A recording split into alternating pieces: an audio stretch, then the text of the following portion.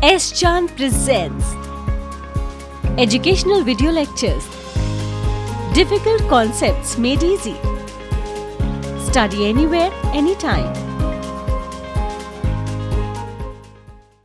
So in a lively city of Jaipur, Suhana was excitedly, trying to purchase a sari from a renowned shop because of her mother's wedding. So she purchased that, she purchased a sari from a shopkeeper and gifted to her mother. So जैसे ही उन्होंने अपनी sari open करी उनकी mother ने, she found that the sari was defective and faulty. It was of different color और वो जो साड़ी जो उन्होंने चूज की थी सुहाना ने, excitedly वो साड़ी नहीं निकल पाई. So what do you think कि अब सुहाना ने क्या किया होगा? सुहाना aggressively went to the shopkeeper in Jaipur itself and वहां जाकर के उन्होंने शॉपकीपर को सेल ऑफ गुड्स एक्ट का एक एग्जाम्पल दिया, एक कॉन्सेप्ट समझाया कि सेल ऑफ गुड्स एक्ट क्या होता है एंड वो कब निकला. And after understanding the concept, shopkeeper apologized and he got got agree कि मैं आपकी साड़ी exchange करने के लिए तैयार हूँ. And this is how सुहाना ने अपने आप को safeguard किया and अपनी मदर को again उस साड़ी को गिफ्ट करके satisfy किया. So with this particular note, let us understand कि हम लोग पढ़ने क्या वाले हैं.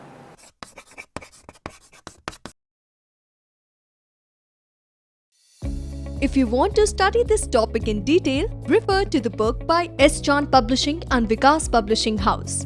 Link is provided in the description box. So, welcome to S. Chan Academy. My name is Mohit Kapil and I'm an educator in management studies, and today we are here to discuss about the concept that is new concept, and that is Sale of Goods Act 1930. Meaning of goods. So, before moving to Sale of Goods Act 1930, let us understand what is the meaning of goods here. Goods means any kind of tangible or movable item or a commodity that can be exchanged or traded. Goods include physical items such as any electronic item, any electronic gadget like for example mobile phone, refrigerator, television, etc. or clothing, machinery, vehicle and many more. So goods का मतलब यहाँ पे क्या हुआ? Any kind of tangible. What does it mean if I am touching this pen? This is a form of tangible. जब हम किसी भी गुड्स को फिजिकल फॉर्म में टच कर पाते हैं उसको हम टेंजिबल कहते हैं, और जब हम किसी भी पर्टिकुलर गुड को एक प्लेस से किसी दूसरी प्लेस पर पहुंचाते हैं उसको हम एक मूवेबल आइटम कहते हैं. So goods means any kind of tangible or movable item जो कि एक्सचेंज किया जा रहा हो और अगर ट्रेड किया जा रहा हो. I hope the point is clear to everyone. So goods यहां पे मैंने आपको एग्जांपल दे दिए. What does it mean? Any electronic item, any clothing, any machinery और व्हाटएवर यू थिंक, जो भी आपके दिमाग में इस वक्त आ रहा है गुड्स को लेकर के, वो सारे के सारे हम लोग गुड्स कहते हैं. सो ये इंश्योर करना बहुत जरूरी है. Why I am telling you the meaning of goods here in the specifically in the sale of goods act 1930, क्योंकि टॉपिक का नाम ही हमारा सेल ऑफ गुड्स एक्ट है और गुड्स एक्ट 1930 में इनैक्ट हुआ. तो मैं आपको यहां पर बताऊंगा कि मैंने ये मीनिंग क्यों बताया. It is to ensure that any kind of immovable property जो मूव नहीं की जा सकती, जैसे for example building. I hope you are getting my point. For example building. So it is to ensure that any kind of immovable property or actionable claims and services are always not considered in the sale of goods act 1930. So जितना भी concept हम अभी तक पढ़ रहे हैं उसमें हमें ये चीज समझना बहुत जरूरी है. If you are talking about any kind of immovable property और एनी एक्शनेबल क्लेम और स्पेसिफिकली द सर्विस, ये सारी की सारी चीजें सेल ऑफ गुड्स एक्ट में नहीं आती है. So in this particular slide what we have studied, we have tried to understand what are the meaning of goods, and the goods should be in the tangible or movable item. It should be a movable item, it should be a tangible commodity and that can be exchanged or traded. So let us move to the next slide. अब हम इसको better तरीके से समझते हैं कि what is a contract of sale now, because we are talking about sale of goods act. Let me write something here. Sale of goods, right? Sale of goods act. So here I am talking about goods and sale. So in order to understand the sale of goods act, we should know what is a contract of sale first. So सबसे पहले हम यहाँ पे इस term को study करेंगे. First of all we have to make a focus on this particular term, that is sale. So a contract of sale is an agreement where one party, that is seller, agrees to transfer the ownership of goods to the another party, that is buyer, in some consideration. So whenever we go into the market, ठीक है, वहां पे हम seller के पास जाते हैं और जब भी हम कोई प्रोडक्ट खरीदते हैं तो उसके बदले में हम कुछ कंसिडरेशन देते हैं. That becomes a contract of sale. और हर दिन हम हर रात हमेशा से कहीं ना कहीं किसी ना किसी कॉन्ट्रैक्ट ऑफ सेल में आते ही हैं. So contract of sale is absolutely an agreement where the offer is there and acceptance is there and some consideration is there, and apart from that the transfer of the ownership of the good is also there. I hope you're getting my point. So the contract of sale includes legal offer, legal acceptance, consideration and intentions to create legal relationship. If you are talking about a contract of sale, तो उसके अंदर एक legal offer का होना बहुत जरूरी है, legal acceptance का होना बहुत जरूरी है, कंसिडरेशंस का होना बहुत जरूरी है, एंड एक लीगल इंटेंशन का होना भी बहुत ज्यादा जरूरी है in order to make a contract of sale. So the contract also includes two different terms. This is very very important. So the contract of sale includes two different terms here. Sale, it means agreement to sell or agreement to sell. अब आपको यहां पे curiosity create हो रही होगी कि ये cell और एग्रीमेंट टू सेल क्या है. So not to be worry, I will be definitely giving you the difference between the agreement to sale and agreement to sale in the end of this session. Okay, so before that let us understand what is a contract of sale. A contract of sale एक ऐसा agreement जहां पे एक party being as a seller agree करता है कि वो goods की ओनरशिप को ट्रांसफर करेगा, उसकी होल्डिंग्स को ट्रांसफर करेगा, उसके राइट ऑफ पोजीशन को ट्रांसफर करेगा to the another party. And who is that? A buyer is there in some consideration. And what is that? A monetary value or whatever they have decided in their contract. So the contract of sale क्या include करेगा? Legal offer, legal acceptance, consideration and intentions to create legal relationship. I hope the point is clear. So this also includes two different terms, and that is sale and contract of agreement to sell. Now this is the high time to understand what is the contract, what is the Sale of Goods Act 1930. अब हम यहां पर यह समझते हैं कि जो cell of goods act 1930 है वो है क्या. हमारा टॉपिक भी यही है, sale of goods act 1930. So the sale of goods act 1930 ये एक इंडियन लेजिस्लेशन है. This is an Indian rule that came into the force on 1st of July 1930, which is very very important. Please make a note of it.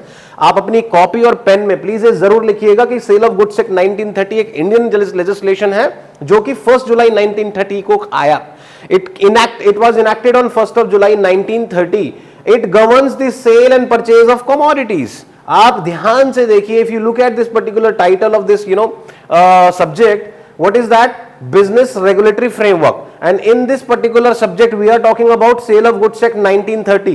तो यहां पे हमारा Sale of Goods Act 1930 का मतलब क्या है? यहां पे मैं स्पेसिफिकली इस पर्टिकुलर चीज पे हाईलाइट कर रहा हूं, सेल ऑफ गुड्स, कि हम कैसे अपने प्रोडक्ट्स को सेल करें मार्केट में in terms of business transactions. तो यहां पर it governs the sale and purchase of commodities. It includes buyer and seller, and this particular act outlines their rights and obligations. जब भी हम मार्केट में जाते हैं, हम प्रोडक्ट खरीदते हैं, सेलर प्रोडक्ट बेचता है और बायर प्रोडक्ट खरीदता है, तो उनके कुछ राइट्स एंड ऑब्लिगेशंस होते होंगे. आपको क्या लगता है, होते होंगे?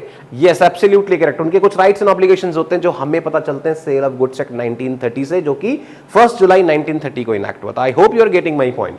सो it governs the sale and purchase of commodities, number 1. Number 2, it includes buyer and seller, and it absolutely outlines their rights and obligations just to ensure the quality of goods and customer satisfaction.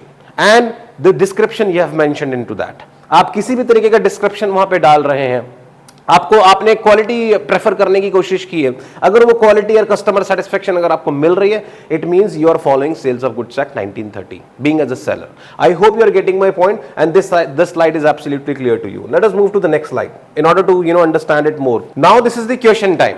अभी तक हम लोगों ने क्या क्या discuss कर लिया? Let us have a look into it. Let us recapitulize it. We have talked about the contract of sale. What is a contract of sale? A contract of sale हमेशा से एक एग्रीमेंट होता है. If I am going to purchase a packet of bread, मैं market में गया, मैंने packet of bread खरीदा, वहां पे उस पैकेट ब्रेड का पैकेट का ट्रांसफर मुझे किया गया ओनरशिप, ठीक है, बीइंग एज अ बायर, और मैंने उनको क्या किया, एक अमाउंट पे कर दिया. So the contract of sale includes क्या, एक मेरा लीगल ऑफर, उनका एक एक्सेप्टेंस, एक कंसिडरेशन, और डेफिनेटली मेरा उनका एक आपस का एक लीगल इंटेंशन. एंड मैंने आपको बताया कि this particular contract of sale also includes two different terms, which is very important. The number 1 is sale and the second one is agreement to sell. After that we had a discussion regarding the Sale of Goods Act 1930, which came into the force on 1st of July 1930. It governs the sale and purchase of goods only, and apart from that it also includes buyer and seller, and it specifically outlines their rights and obligations just to ensure the quality of goods and customer satisfaction. Now this is the question time. I hope you will be able to answer this particular question. Now there is one person, that is X, and the second person is Y. X agreed to sell a set of a set containing 500 new currency notes of rupees 100 each for rupees 50,000 to Y. यहां पर X agree करता है कि मैं एक set जहां पे 500 रुपए का 500 न्यू करेंसी नोट्स हैं, 100 रुपए का एक, मैं 50,000 आपको बेचने को तैयार हूं, तो क्या आपको लगता है is it a contract of sale? Please read the question once again. I would request you. X agreed to sell a set containing 500 new currency notes of rupees 100 each for rupees 50,000 to Y. Do you really believe that? Is it a contract of sale? Let us have a look into it. अगर आपको इसका answer जानना है, then please stay connected with me. Now quality learning is easily available at your doorstep. S. Chand Academy brings detailed lectures based on UGC curriculum as per the New Education Policy 2020. So do not forget to subscribe to the S. Chand Academy and access the wide world of knowledge conveniently sitting within the comfort of your home. Stay connected and keep watching S. Chand Academy. Happy learning! So welcome back to S. Chand Academy. My name is Mohit and I am an educator in management studies. So students, we were talking about the contract of sale and sale of goods act 1930, and before break I gave you a question, and in order to get the answer of that question, please stay connected with me. Meanwhile, I am moving to the next slide so that I can give you the answer of that particular question. Now let us understand the essentials of a contract of sale. अब हमें ये भी तो पता होना चाहिए कि क्या चीजें required हैं in order to make a contract of sale. Let us understand that. First one is I have highlighted a few words here, और वही जो highlighted words हैं ये इसका एक point है. So first one is seller and buyer. If you are going to make a contract of sale, then first of all a seller and buyer should be there. So seller and buyer as consenting parties to transfer the ownership of goods. So first of all we need a seller and we need a buyer as a consenting party to transfer the ownership of goods. Ownership of goods, possession of goods or rights of possession of goods, or we can say holding of those goods जो इन दोनों ने आपस में decide किए. Number second point, tangible and movable goods. I hope you are getting my point. You can refer the last slide also. मैंने आपको बताया था कि if we are talking about the meaning of good, then that should be tangible and movable in nature. So the tangible and movable goods must be there to create a contract of sale. If you want to make a contract of sale with the another party, then this is the very important point, that your goods should be tangible and movable in nature. Number third point, please make a note of it. Legal intentions to transfer the ownership of goods. That there must be a legal intention between both the parties to transfer the ownership of goods from one party to the another party, and property should pass from seller to buyer. एक बात ध्यान रखिएगा, the third point is which is also important. Number third point is वहां पर दोनों parties के बीच में from one party to the another party एक लीगल इंटेंशन बहुत ज्यादा जरूरी है कि मैं जो भी गुड्स ट्रांसफर कर रहा हूं उसका ओनरशिप, उसके अंदर मेरी एक लीगल इंटेंशन होनी चाहिए. जो प्रॉपर्टी है, एक बात हमें यह भी ध्यान रखनी है, that should pass from seller to buyer, not from buyer to seller, because seller यहां पे कौन है, बताइए कौन है, विक्रेता, ठीक है, और वो है खरीदने वाला. So please make a note of it, there must be legal intention to transfer the ownership of goods from one party to the other party, and that property should pass from seller to buyer. Number fourth point is monetary consideration, and everybody knows about it. Monetary consideration. A monetary consideration should be agreed between both the parties for a sale of goods.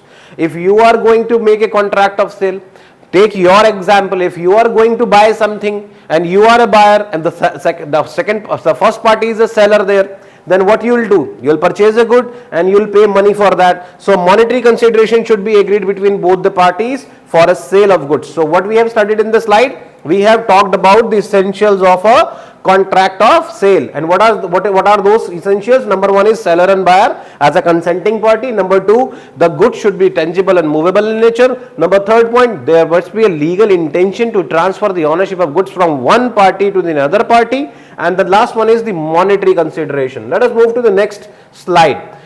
I am here continuing the same slide. मैंने आप लोगों को last में बताया था monetary value. Now I am talking about the another essential which is very important, and that is essentials of a valid contract. What is a contract here? मैंने हर slide में, हर video में आप लोगों को कॉन्ट्रैक्ट की डेफिनेशन, मीनिंग जरूर दिया है. A contract is an agreement between both the parties, between two parties. Am I clear? And we need two minimum members to make a contract. So in order to make a valid contract, there are essentials which are required to make a contract valid. और वो सारे essentials आपको पता है. Free consent should be there, free consent should be there, consideration should be there, two or more parties should be there, and agreement should be there, offer should be there. So acceptance should be there. So it should include all the essentials of a valid contract. For example, there must be an offer, there must be a legal acceptance, there must be a consideration, there must be free consent between both the parties, and etc. So in order to make it more clear, I have included an example here. जरा इस example को पकड़ लेते हैं और हमें समझ में आ जाएगा. एक example है जो मैंने अभी तक आप लोगों के सामने इसका एक essential बताया नहीं है, वो इस example के थ्रू बताऊंगा. Agreement to sell prohibited chemical is not valid because it is unlawful object. तो एक पॉइंट यहां पर और भी आता है, and what is that? Essentials में lawful objective, lawful objects. So अगर एक एग्रीमेंट आपने किया to sell prohibited chemicals जिसका बैन है, आप उसको बेच नहीं सकते, और अगर आप उसको बेच रहे हैं it means you are creating some illegal activities, और या फिर आप एक अनलॉफुल ऑब्जेक्ट क्रिएट कर रहे हैं. सो वो that is not an example, that is not an essentials of a valid contract, and वो कहीं ना कहीं एक वॉइड कॉन्ट्रैक्ट बन जाएगा जो कि आपका कॉन्ट्रैक्ट ऑफ सेल नहीं कहलाएगा. Moving to the next one, which is the last one, legal capacity. This is also another point in the essentials of a contract of sale, and what is that? Both the parties should have legal capacity to enter into a contract of sale. दोनों parties जो भी buyer and seller हैं, उन लोगों की अपनी एक legal capacity होनी चाहिए ताकि वो एक कॉन्ट्रैक्ट ऑफ सेल में एंटर कर सके. और लास्ट वीडियोस में मैंने आप लोगों को लीगल कैपेसिटीज का पूरा एक वीडियो बताया हुआ है, and you can refer that video to understand it more कि what is legal capacity and how to get it. So essentials of a contract में हम लोगों ने अभी तक क्या क्या डिस्कस कर लिया. Let us recapitalize it. The first one is seller and buyer should be there. The second one is tangible and movable goods. The third one is legal intentions. The fourth one is transfer of ownership, and the fifth one is monetary consideration. The sixth one is essentials of a valid contract, which is very, very important, and the next one is legal capacity to enter into a contract. So in order to make a contract of sale, you have to include all these things, otherwise you may not be able to make a contract of sale. Now slide जिसका आप इंतजार कर रहे थे, what is the difference between sale and agreement to sale. दोनों बड़ा similar सा लगता है ना आपको, because you are studying for the first time, but yes I am going to make it a different. I will be definitely giving the fine line differences between these two terms. पहले मैं बताऊंगा आपको basis of distinction. Number second point is sale, and then we will talk about agreement to sale. The first I am taking an example here ताकि आप लोगों को पूरा slide अच्छे से समझ में आए. Ram buys 5 kg of rice from Shyam by paying a price of ₹500. Ram ने श्याम से एक एग्रीमेंट कॉन्ट्रैक्ट ऑफ सेल किया जहां पे वो 5 किलो राइस क्या करता है, खरीदता है. किससे? श्याम से. तो श्याम कौन है? सेलर है. राम कौन है? बायर. सो राम ने 5 किलो राइस खरीदा फ्रॉम श्याम और इमीडिएटली उसने 500 रुपए पे कर दिए. That become a sale, agreement to sale. I hope the point is clear. But लेकिन सेकंड टर्म पे चलता है, एग्रीमेंट टू सेल क्या होता है. गार्गी एक लड़की है, and that agrees to sale 100 kg ऑफ wheat to Pawan if she gets the stock of the same for the price of ₹2,000. अब यहां पे कंडीशन लगा दी इन्होंने. there is a condition which is there. Gargi is a seller and Pawan is a buyer, and Gargi is actually agrees to sell 100 kg of wheat to Mr. Pawan agar if means there is a condition. If she gets the stock of the same for the price of ₹2,000, अगर उसको 2,000 रुपए मिलते हैं उस stock के तो अब आपको ये दो चीजें समझ में आ गई होंगी कि इन दोनों में क्या डिफरेंस है. इसका मतलब क्या है, इमीडिएटली देख लेते हैं कि यहां पे ट्रांसफर ऑफ ओनरशिप को हम एक तरीके से मीनिंग भी कह सकते हैं कि मीनिंग भी बताता है ये.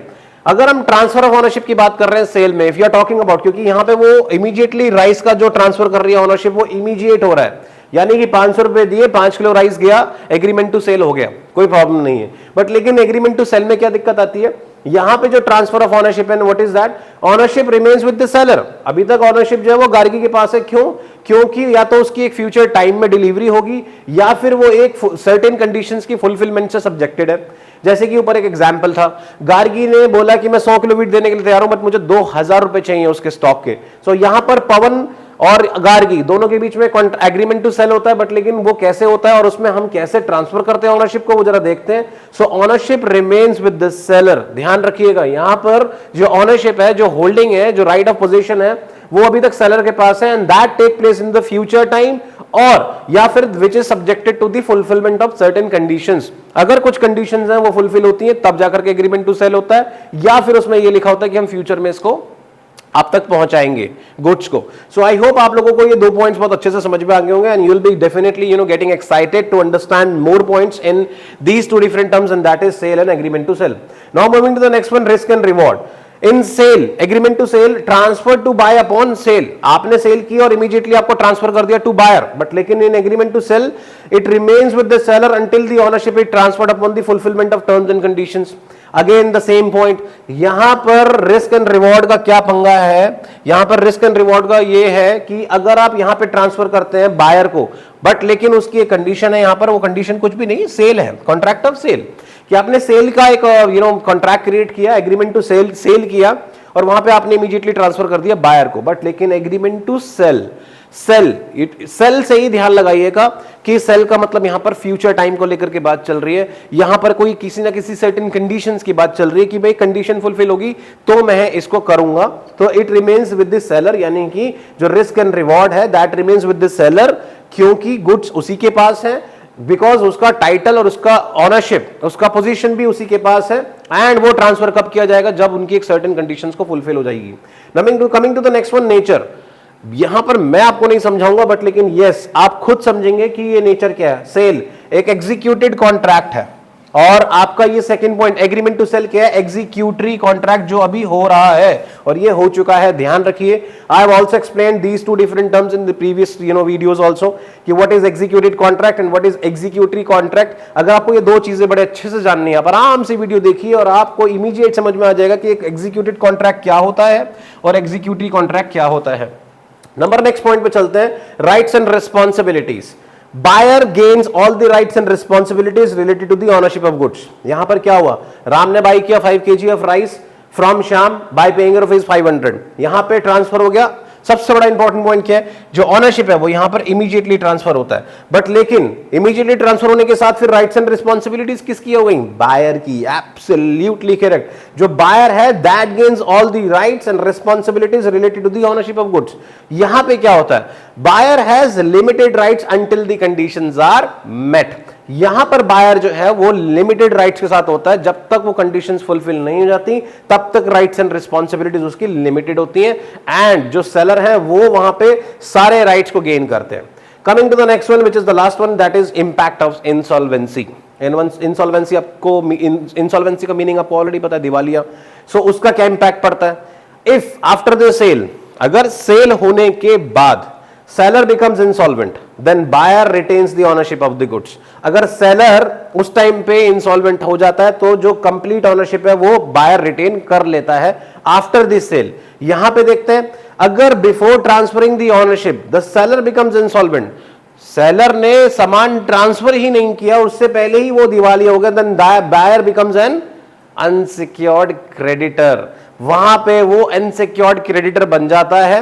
सो ये थे आपके मेन पॉइंट्स जो मैंने आप लोगों को एक डिफरेंस बताने की कोशिश की। I tried to make you understand the difference between sale and agreement to sale. So I am just going to recapitulize them.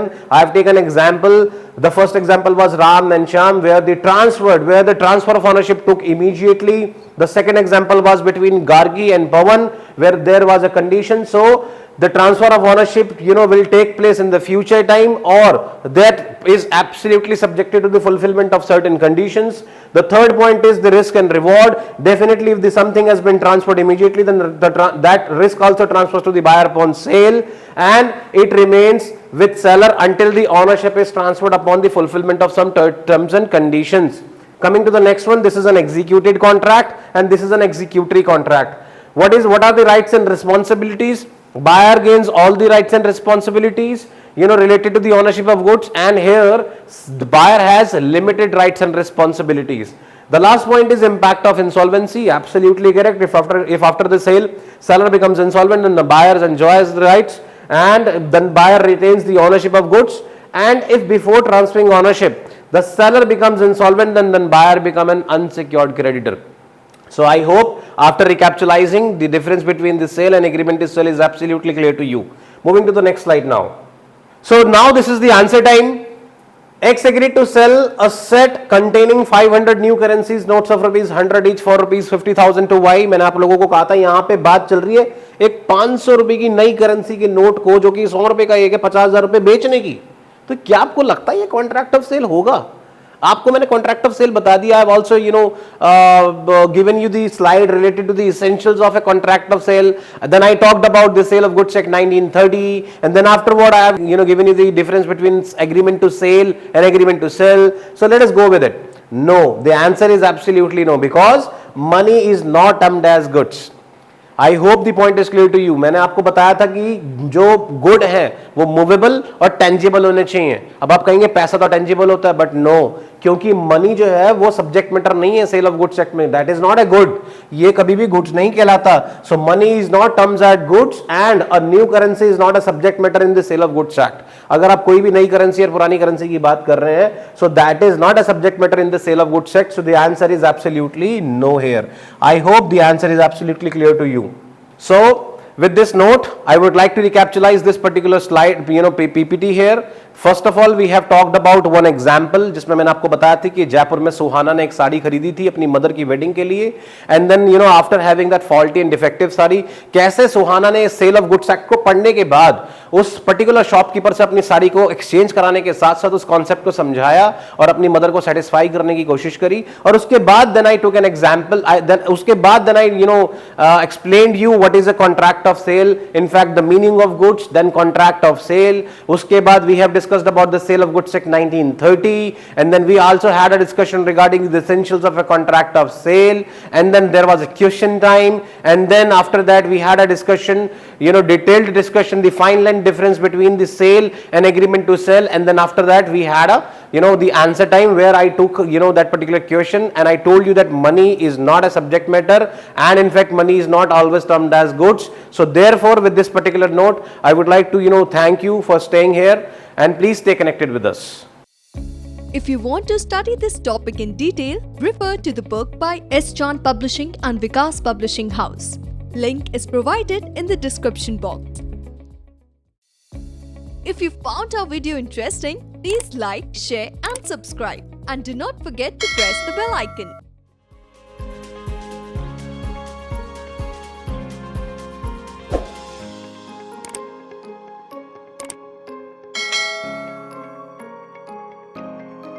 All rights reserved. This video has been prepared for educational purposes only. No part of it may be reproduced or copied without the permission of the copyright holder.